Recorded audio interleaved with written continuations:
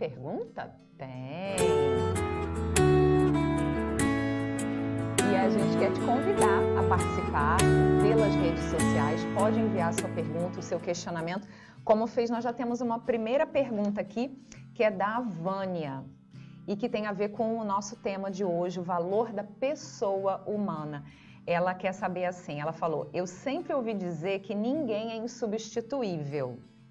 Isso é verdade? Realmente é uma frase que talvez todo mundo aqui já tenha ouvido, né? Ninguém é insubstituível. Vânia, na ótica cristã, a gente vê exatamente o contrário. Ninguém é substituível. Todos nós somos, na verdade, insubstituíveis. Por quê? Porque somos criaturas únicas e irrepetíveis, fruto do amor e da criação divina. É claro que papéis, funções, trabalhos, tarefas, empregos, outra pessoa pode fazer? Pode, mas nunca será exatamente o que eu faria, como eu faria. Cada um de nós tem o seu valor, a sua individualidade, como fruto dessa criação, dessa obra maravilhosa que Deus fez. Então, na verdade, todos nós, cada um de nós é insubstituível. Isso me faz lembrar quando o Papa São João Paulo II faleceu, as emissoras de televisão falando, e eu lembro que teve um padre que foi chamado para ser um comentarista, vamos dizer assim, enquanto se aguardava a eleição do novo Papa, e aí veio o Papa Bento XVI, e aí eu lembro esse padre falando assim: o Papa que vier após João Paulo II não será o substituto, porque ninguém tem como substituir ninguém. Ele será o sucessor. Então, em todas as nossas tarefas, nós podemos ter sucessores, pessoas que vão trabalhar e que vêm depois de nós. Mas todos nós somos únicos, irrepetíveis e insubstituíveis. Deus fez a forma e jogou fora. Você já deve ter ouvido esse ditado também, né? E no nosso próximo encontro, a gente vai meditar sobre tendo essa consciência de quem é a pessoa, como que essa pessoa participa das ações humanas. Chegou uma pergunta aqui da Stephanie, que tem a ver com essa nossa temática de hoje. Como eu consigo saber se eu estou sendo usada por alguém ou se alguém está... se eu estou sendo usada ou se eu estou usando alguém? Stephanie, é difícil, mas ao mesmo tempo, talvez a gente possa dar algumas pistas, algumas dicas de que a gente pode estar sendo usado ou que a gente está usando alguém. Quando a gente for chegar finalmente na teologia do corpo, que é um conhecimento mais profundo, mas a gente pode tentar colocar assim de uma forma mais simples, a gente poderia resumir 4 características do amor verdadeiro, e a gente pode prestar atenção. Se alguma dessas características não estiver sustentando esse amor, então você pode começar a desconfiar que existe aí alguma relação de uso ou de abuso. O amor verdadeiro é livre, total, fiel e fecundo. Ou seja, livre. Quem ama, ama por livre arbítrio, ama livremente. Ama porque escolheu amar, porque é livre para amar. Não é levado pelos desejos, pela luxúria, enfim. Quem ama, o amor verdadeiro é total. Ou seja, ama a pessoa por inteiro, com as qualidades e os defeitos, como o amor de Deus nos ama. É fiel, ou seja, permanece junto e vai amar apesar de todas as contrariedades, apesar de tudo. Assim é o amor de Deus e assim deve ser o nosso amor humano. E é fecundo, ou seja, gera vida, gera coisas boas, gera coisas novas. Se alguma dessas características faltar, e aí você pode transferir isso para todos os relacionamentos, não só relacionamento amoroso entre homem e mulher, mas até na nossa relação com Deus, se a gente não quer alguma coisa em troca, se a gente só está perto de Deus quando Ele está favorecendo a gente ou não. Se tem algum tipo de interesse, algum tipo de manipulação, desconfie. É claro que ninguém em sã consciência vai acordar e falar, hoje como é que eu posso usar a minha namorada para tirar... A gente não faz isso de forma consciente, né? Mas às vezes inconscientemente a gente pode estar pensando em nós, no meu egoísmo, no meu prazer, na minha felicidade, em primeiro lugar, especialmente influenciados tanto pela concupiscência, né, que é aquela má tendência que a gente tem, o pecado puxa a gente se sente meio que atraído por esse pecado, por aquilo que não é bom, nem para a gente nem para os outros, e também pelo mundo, né? O mundo é muito egoísta, é muito hedonista, é a minha felicidade primeiro. Se eu não pensar em mim, quem é que vai pensar? Deus pensa na gente. Essa pergunta veio do Patrick. Ele escreveu assim: sou catequista de Crisma e outro dia me perguntaram o que é o amor. E eu confesso que eu me enrolei para responder. Parece fácil, mas é difícil. E é mesmo, né, Patrick? O amor, que é algo tão fundante, deveria ser uma resposta tão simples, né? Porque é algo que a gente fica perseguindo a vida inteira. O que é o amor? Uma vez eu li um livro, foi até um livro que foi distribuído na JMJ, na Jornada Mundial da Juventude de 2013, aqui no Rio, de um psiquiatra cristão, católico, espanhol. Foi traduzido o livro em português e se chama Amor, a Grande Oportunidade. E ele colocava uma definição de amor que é simples, bem interessante, que amar é desejar a companhia e o bem do outro, ainda que isso implique em muitas renúncias para mim. Ou seja, colocar o bem do outro em primeiro lugar. E ele coloca duas questões nessa frase. A questão de desejar a companhia do outro, ou seja, é a questão do sentimento, da afetividade, e desejar o bem do outro acima do meu próprio bem, colocando o outro em primeiro lugar. E aí você pode pensar no amor a Deus, no amor que você tem aos seus pais ou aos seus filhos, eu não sei quantos anos você tem, quem nos assiste, para todos, né? Serve para todos, no amor dos meus amigos. O Papa Bento XVI lançou uma encíclica muito bonita, foi acho que a primeira que ele lançou, logo depois de ser feito Papa, que se chama Deus Caritas Est, Deus é amor. Vale muito a pena ler e meditar, porque amor não é só sentimento, o amor é muito mais, o amor é uma decisão. É um ato livre de vontade de realmente, de fato, escolher o bem do outro, ainda que eu tenha que passar por cima daquilo que me agradaria ou que me seria mais fácil, pensando no outro em primeiro lugar e não só em mim. Então vale muito a pena Deus Caritas Est, do Papa Bento XVI. Carlos Alberto, aqui do Rio de Janeiro mesmo. Ele pergunta assim: sentir desejo é errado? É pecado? O desejo, os nossos desejos, foi o próprio Deus que colocou no nosso coração, né? Então, o desejo é errado? Não. Tudo que Deus faz é bom. Desde o Gênesis, a gente já aprendeu isso. Deus criou, olhou para tudo e viu que tudo era bom. E quando olhou para o homem e a mulher, viu que era muito bom. A grande questão é como nós vamos direcionar os nossos desejos. O que o pecado faz é direcionar os nossos desejos lá para o fundo do poço, lá para a lama, para as coisas mais inferiores que vão acabar nos afastando do nosso destino, que é o céu. O Christopher West, que é um teólogo que traz muitas reflexões boas sobre a teologia do corpo, sobre todos os estudos de São João Paulo II, ele usou uma metáfora, ele compara como se fosse um foguete. O foguete tem aquele motor de propulsão para fazer ele passar pela estratosfera. Os nossos desejos são assim, eles são muito fortes. Não sentir o desejo é que pode ser um problema. Exatamente. Né? E às vezes a gente precisa reavivar os desejos em nós. E você porque pode não olhar... sentir os desejos faz com que você perca a sua humanidade. Exatamente. Nós humanos temos desejos. Isso, o próprio desejo. Lembra que a gente falou uma frase de Santo Agostinho? Deus tem sede de que tenhamos sede dele. Ter sede de alguém é ter desejo por alguém, é querer estar próximo, é querer viver aquela realidade. Né? Então, como a gente precisa pedir hoje a Deus para Ele reavivar em nós o desejo de quem está perdendo o desejo pelas coisas de Deus, de você que anda, às vezes, meio com preguiça de rezar, com preguiça de ir à missa, nesses tempos tão difíceis que a gente passou e a fé foi esfriando, esse fogo foi esfriando em você, ou então, até a gente pode pensar em questões, e isso pode estourar até em questões físicas, por exemplo, um problema de anorexia, né, em que você não quer mais comer algo que é tão básico para a manutenção da vida do ser humano.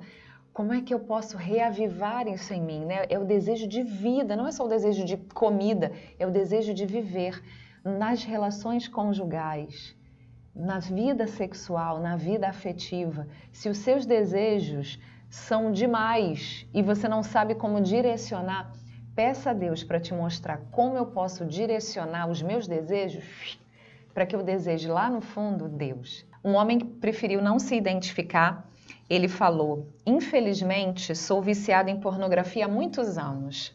No início eu achava que não tinha nada demais, porque é algo solitário, eu só via, não fazia nada com ninguém. Achava que não estava prejudicando ninguém.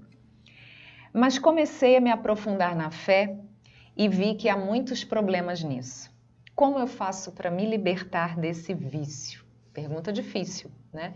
E tanta gente hoje em que a pornografia está de fácil acesso na palma das nossas mãos com um celular.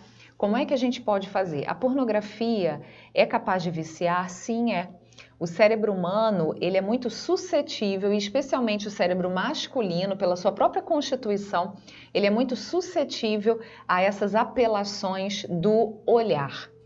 E hoje em dia a gente vê, inclusive, homens casados, e a gente vê casais que sofrem muito com isso. Como a mulher se sente mal, e muitas vezes o homem também, porque ele quer se libertar, mas não sabe como. Existem algumas dicas muito interessantes que estão num vídeo que você pode encontrar no YouTube. Um teólogo americano que já esteve aqui no Brasil participando de 2 encontros com a comunidade Canção Nova, ele gravou um especial curto, breve, que fala 5 dicas, 5 passos concretos para quem quer se libertar da pornografia. Então ele fala de, primeiro passo, cortar a fonte. Então, elimina tudo que te faz lembrar, todos os acessos que você tinha ao material de pornografia. Bloqueia tudo ao máximo que você puder. Evita situações em que você possa ficar sozinho com aquela fonte. Segundo, as memórias você não vai conseguir apagar, só se você tiver Alzheimer ou amnésia. Então, a nossa memória, ela de vez em quando vai acabar traindo a gente. Então, o que você pode fazer? Rezar por aquelas memórias. Quando a memória vier, para e reza, porque ali são pessoas que estavam participando disso. E mais um outro passo importante é você fazer algum tipo de sacrifício, algum sacrifíciozinho, para se unir ao sacrifício de Cristo na cruz, para que ele redima a sua mente e o seu corpo.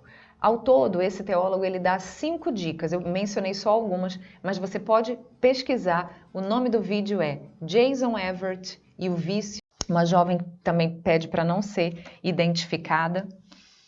Eu quero viver um relacionamento santo, casto, mas o meu namorado diz que quando estamos juntos, ele não consegue se controlar e sempre quer mais. O que eu devo fazer, pois eu sou apaixonada por ele? A maturidade no amor é algo que vem com o tempo, mas também com o exercício. Assim como a gente se exercita no corpo para conseguir, eu vou correr a maratona, eu vou fazer um triatlon. Eu preciso treinar muito. E às vezes um treinamento até repetitivo, chato, eu tenho que fazer musculação, meu músculo dói, eu tenho que acordar cedo, eu não posso comer qualquer besteira. Mas por quê? Porque eu tenho um grande objetivo na minha vida, então eu preciso condicionar o meu corpo. As virtudes, nesse caso a virtude da castidade, justamente eu saber controlar de uma forma saudável, não neurótica, mas de uma forma saudável os meus impulsos, a virtude da castidade também, ela necessita de prática, de exercício, de repetição. Em qualquer relacionamento, o diálogo é fundamental. Então é muito importante, no momento de calma, de serenidade, em espírito de oração, vocês dois conversarem e combinarem e pensarem o que nós queremos para a nossa vida.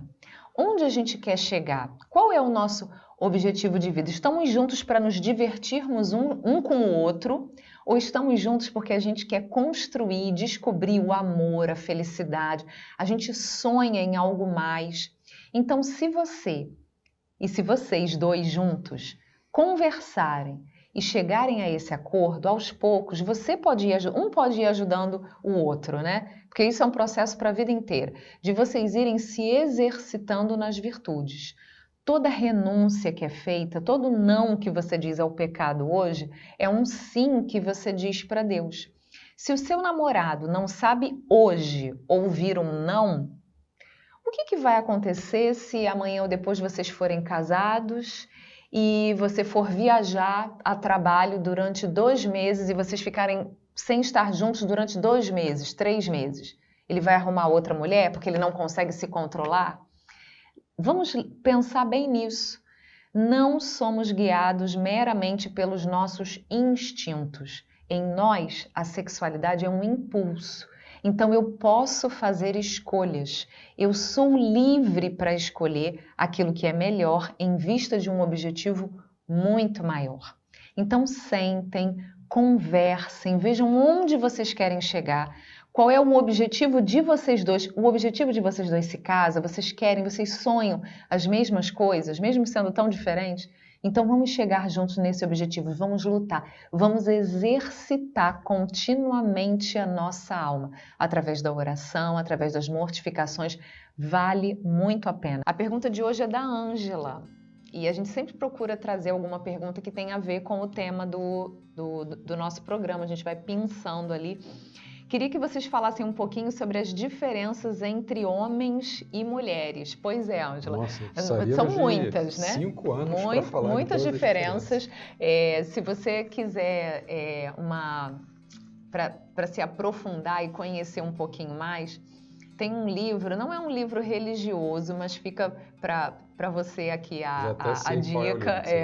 É um livro escrito por 2 psicólogos, por um casal de psicólogos americanos. O título é apelativo, mas não se preocupe porque o título não tem muito a ver com o livro em si. O título é Por que os homens fazem sexo e as mulheres fazem amor. Mas não é um livro vulgar, nem nada disso não. Como eu falei, o título é só para conseguir vender, mas o livro é bem interessante. Ele fala de um estudo filogenético, ou seja, um estudo que vai analisando homens e mulheres desde lá do tempo das cavernas, né? Então, o que existe de natural na nossa constituição psicológica e comportamental desde lá do tempo das cavernas, que de alguma forma explica certos comportamentos que são tipicamente masculinos e femininos. O ser masculino e feminino não é só algo cultural, né? Como infelizmente hoje em dia se tem essa corrente, essa tendência, né, digamos assim, que vem dizendo que homem e mulher não existe. Isso é uma construção da sociedade. Basta ter 2 neurônios e juntar os 2 para você olhar e ver o óbvio. Né? Só você homens e mulheres são diferentes. Você constata isso olhando para a realidade. Exatamente. Você não constata isso precisando ir na história e pegar grandes teorias filosóficas ou teológicas. Mas você olha para a realidade e você vê o que nos cerca e como que é o comportamento do homem e da mulher. Uma dúvida também. A dúvida de hoje foi uma pessoa que pediu para não se identificar e escreveu assim: procuro seguir o caminho de Cristo, vou à missa, rezo, leio a palavra, atuo como catequista na minha paróquia, mas acho que sou homossexual. Estou muito confuso. O que fazer? Esse é um dilema que muita gente passa. Uma vez, eu até em uma palestra, Lembro de Dom Antônio Augusto, que é o bispo auxiliar da nossa arquidiocese, que acompanha inclusive a pastoral familiar aqui do Rio. Eu lembro de Dom Antônio Augusto falando assim, era um salão com várias pessoas, e ele falou assim, quem aqui nunca teve nenhum problema, nenhum desconforto com o seu corpo, nada no seu corpo que você ache ruim? Quem aqui nunca teve questão nenhuma com o seu corpo, levanta a mão. Ninguém levantou a mão. Todo mundo tinha alguma queixa, alguma coisa que incomoda, enfim. E muitas vezes nós temos coisas em nós, nos nossos pensamentos, nas nossas atitudes, nos nossos desejos, nas nossas tendências ou impulsos, que podem nos incomodar, porque a gente sente que são conflitantes, muitas vezes com a própria natureza que Deus fez e sonhou. Essa pessoa disse, eu acho que eu sou. A gente precisa ter muito cuidado com os rótulos que nós impomos a nós mesmos, ou que às vezes os outros nos impõem, né? Os outros apontam para a gente, dizem, você é isso, você é aquilo. Tem etapas da nossa vida e momentos, às vezes, que a gente passa por questionamentos, por dúvidas, por confusões. Então, muitas vezes a gente precisa voltar às nossas origens, se centrar. A homossexualidade, infelizmente, para nós seres humanos ainda é um mistério. Não se tem uma palavra final, se é de origem biológica, psicológica, se é um pouco dos dois. O ser humano ainda não sabe o suficiente sobre isso, mas é interessante como isso é algo que nos intriga e algo que muitas vezes nos toca e nos dói. Para todas as pessoas que sentem que tem uma tendência homossexual, uma tendência, o próprio nome diz, né? Tem algo que me puxa. Mas lembre-se de que você é livre para decidir se você quer tender, se você quer se deixar empurrar para um lado ou para o outro lado. A pergunta de hoje foi até o que inspirou a passagem bíblica, né, que nós gostaríamos de trazer, porque a gente sempre quer trazer uma sementinha da palavra de Deus para você também. Foi o Marcos que lembra uma passagem bíblica de São Paulo. Ele fala assim, se a passagem bíblica de São Paulo nos diz que as obras da carne são más, então o corpo também não é mau? Né? E aí ele falou, vocês estão falando de teologia do corpo, mas São Paulo não disse que a carne é ruim, que a carne é má? Então eu queria trazer para vocês essa passagem dos Gálatas. Essa passagem a que o Marcos se referiu, ela está em Gálatas 5, do 13 ao 22. Gálatas 5, do 13 ao 22. Nós lemos assim, vós fostes chamados à liberdade, irmãos. Entretanto, que a liberdade não sirva de pretexto para a carne, mas, pela caridade, colocai-vos a serviço uns dos outros. Pois toda a lei está contida numa palavra, amarás a teu próximo como a ti mesmo. Mas se vos mordeis e vos devorais reciprocamente, cuidado, não aconteça que vos elimineis uns aos outros. Ora, eu vos digo, conduzi-vos pelo Espírito, e não satisfareis os desejos da carne. Pois a carne tem aspirações contrárias ao Espírito, e o Espírito contrárias à carne. Eles se opõem reciprocamente, de sorte que não fazeis o que quereis. Mas, se vos deixais guiar pelo Espírito, não estáis debaixo da lei. Ora, as obras da carne são manifestas: fornicação, impureza, libertinagem, idolatria, feitiçaria, ódio, rixas, ciúmes, ira, discussão, discórdia, divisão, inveja, bebedeiras, orgias e coisas semelhantes a estas, a respeito das quais eu vos previno, como já vos preveni. Os que praticam tais coisas não herdarão o reino de Deus. Mas o fruto do Espírito é amor, alegria, paz, longanimidade, benignidade, bondade, fidelidade, mansidão, autodomínio. E aí o Marcos ficou em dúvida, mas então o corpo é mau? O corpo é ruim? E aí a gente precisa entender O que São Paulo quis dizer com isso daqui? Será que tudo que é material, tudo que é carnal, tudo que é corpóreo é ruim e só as coisas espirituais são boas? No episódio passado a gente até falou, mas a gente falou muito rápido sobre isso. São Paulo aqui distingue a carne do espírito para mostrar, e depois na Teologia do Corpo, São João Paulo II vai tratar sobre isso, ele fala que o coração humano é um campo de batalha. A gente tem esses impulsos mais básicos e nós temos os impulsos, as aspirações, as tendências mais elevadas que querem nos levar para o sobrenatural, para o nosso destino final que é Deus. E aqui São Paulo usa o termo carne e espírito. Por quê? Porque muitas vezes nós sentimos o pecado na nossa carne. É na carne que a gente sente, é na carne que a gente sente a dor, é na carne que a gente sente o prazer.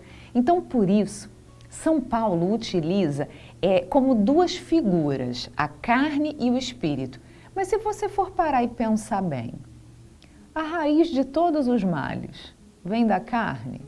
Ou vem lá do seu coração? Ou vem dos seus pensamentos? Antes de você pecar com o seu corpo, fala aí para mim. Você antes não pecou, não maquinou primeiro lá no seu pensamento, lá no sentimento do seu coração?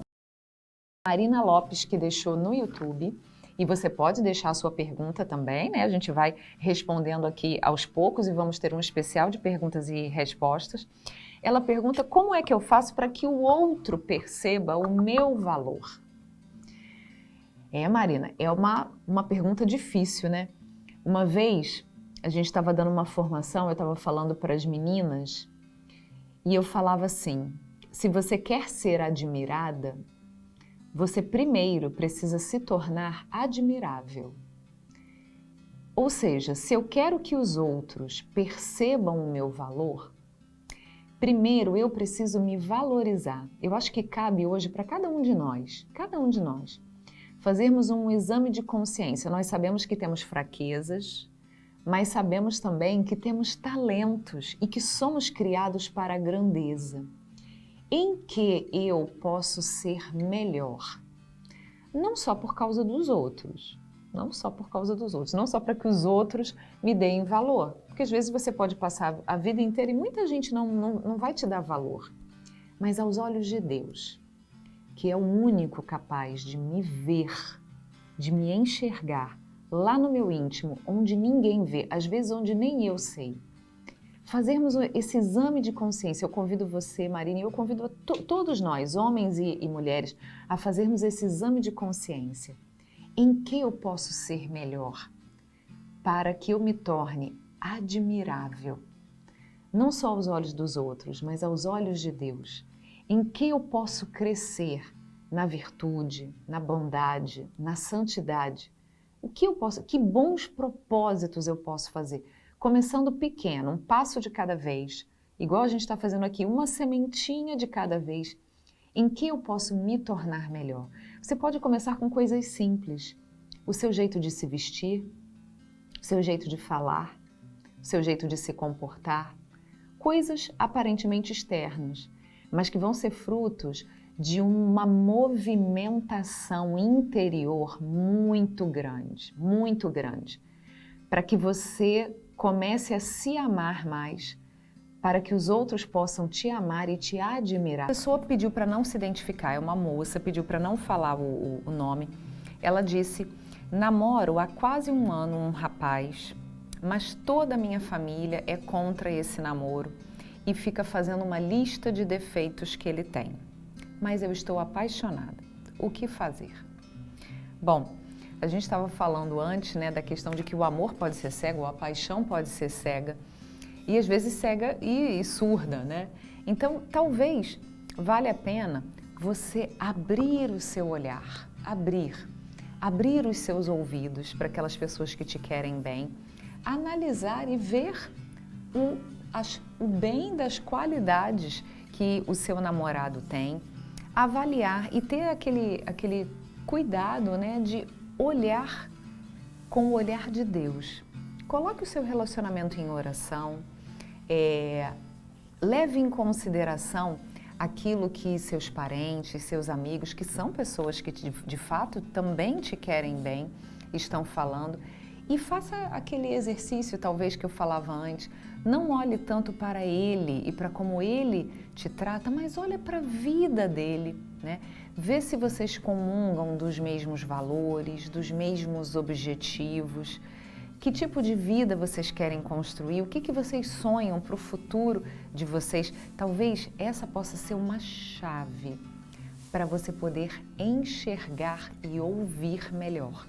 Então, cuidado com a paixão, porque ela tem um prazo de validade, ela dura pouco e aí depois a realidade vem. E se você já não vai se preparando para a realidade, olhando e vendo se a qualidade do outro é de fato um bem ou não, então aos pouquinhos a gente vai amadurecendo. Então peça a Deus para Ele abrir o seu olhar, ampliar o seu olhar e ampliar o seu ouvido para que você possa tomar uma boa decisão. Então entregue o seu relacionamento para Deus, converse com Ele porque Ele vai te mostrar o caminho com certeza.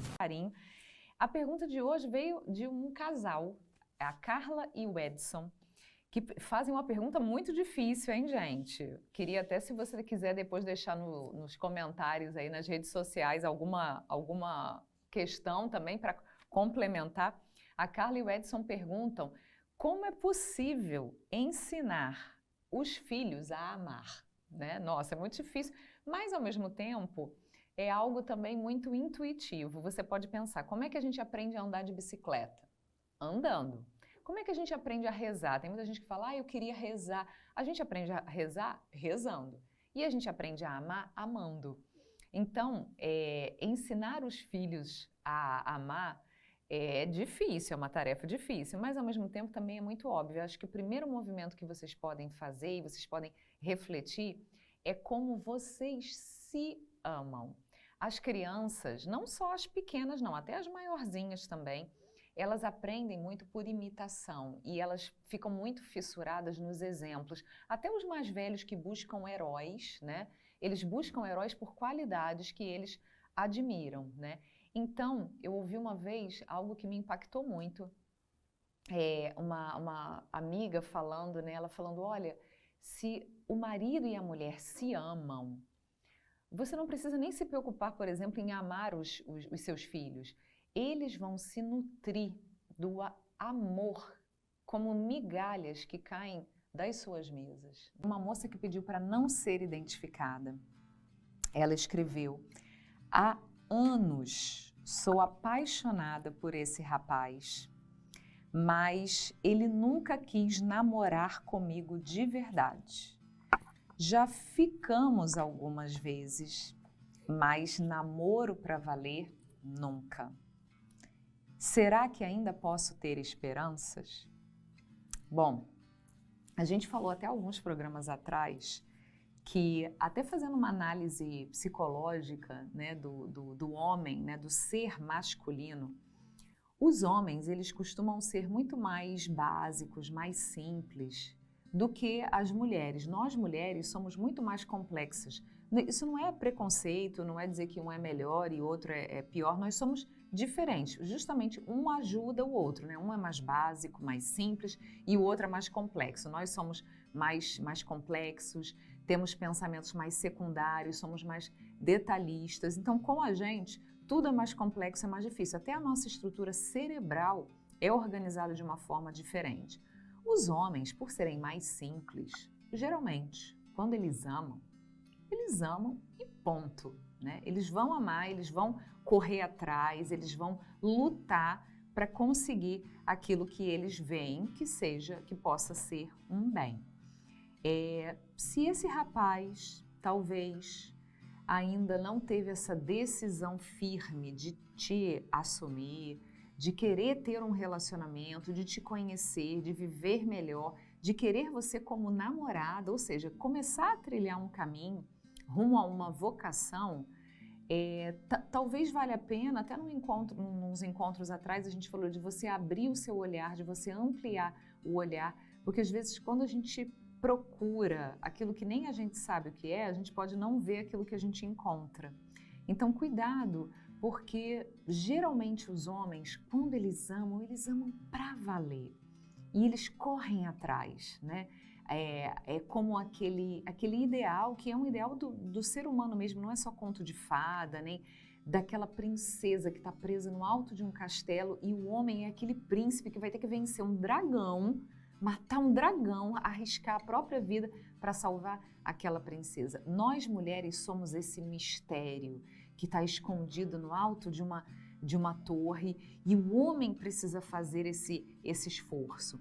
Se o homem não é capaz de fazer esse esforço, ou falta amadurecimento, ou talvez falte amor. Bem, a pergunta de hoje é da Ana Clara. Ela quer saber o seguinte: qual é a diferença entre paixão e amor? Às vezes a paixão me parece negativa, mas não se fala em paixão de Cristo? Pois é, Ana Clara, é interessante. E aí eu vou pedir a ajuda de São João Paulo II também para ajudar a responder essa pergunta. A gente tinha comentado já aqui, né, que o amor é reconhecer o bem do outro para mim e, mais do que isso, reconhecer querer, o bem para o outro, ainda que isso me leve a sacrifícios. Esse termo paixão de Cristo, a paixão é aquilo que nos toma de assalto, é violenta, é radical, vai até as últimas consequências. E São João Paulo II, e aí até para te mostrar essa diferença de um sentido, de uma conotação talvez negativa que a paixão possa ter, aquela paixão destrutiva, aquele fogo que vem para destruir, vamos olhar a paixão nesse sentido, porque às vezes pode ser a paixão que vem para nos consumir ou a paixão que vem para nos consumar. Uma pessoa que pediu para não se identificar e disse assim: eu tenho um defeito de nascença muito feio que me incomoda muito. Sempre sonhei em namorar, casar, como eu vejo acontecer com os meus amigos. Mas eu sei que por causa desse meu defeito, nunca conseguirei isso. Por que logo eu? Não consigo me amar, não consigo me aceitar. Pois é, esse possa ser o questionamento de outras pessoas também que tem algum defeito, alguma coisa que lhe incomoda fisicamente, ou às vezes até um defeito psicológico, né? Aqui dá a entender que é um defeito físico, comportamental, mas pode ser, né? Também pode ser.